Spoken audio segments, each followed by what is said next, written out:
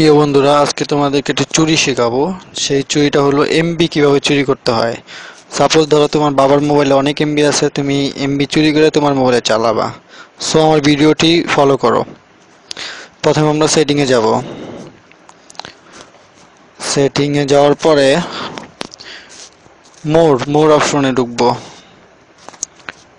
আমার ওই tick চিহ্নটারে follow করো। তারপর আমরা 3 নম্বর অপশনটায় যাব। এটা আমরা ওপেন করতেছি। এখন আমরা ওয়াইফাই হটস্পট ওইটারে অন করে দিব। অন করে দেওয়ার পরে আমরা হটস্পটে ঢুকবো, আবার সেটিং ঠিক করতে হবে। ঢোকার পরে আবার 2 নম্বর অপশনটায় ওইটা আমরা ঢুকবো। 2 নম্বর। এখন এইখানে তুমি ক্লিক করো। এইখানে অন্য নাম থাকবে, তুমি তোমার মন মতো একটি নাম বসাও, যেটা ওয়াইফাই নাম হবে সেই নামটা তুমি বসাও। আমি জীবনবাবু বসে এটা 2 নম্বরে দিয়ে দাও।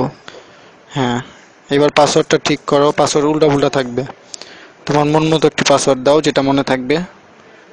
আমি 1 থেকে 8 তোমার দিয়েছি। এইবার ইউজার, তুমি মানে তোমার বাবার মোবাইল থেকে কয়জনে ইউজ করবে এটা তুমি ইউজার বসাও। আমি একজন বসাইছি। এবার সেভ দাও। সেভ দেওয়ার পরে এবার আমাদের কোনো কাজ নেই, আমরা ব্যাক করতে পারবো, সমস্যা নেই। আমরা ওই যে ব্যাক করব, আর উপরে দেখো একটি ওয়াইফাই এর মতো চিহ্ন উঠছে, ওইটাই হটস্পট। ওইটা থাকলে তোমার মোবাইলে চলবে ইন্টারনেট। এখন আমরা ব্যাক করে আবার ওয়াইফাইতে চলে যাব। আমরা ওয়াইফাইটা অন করব। অন করার পরে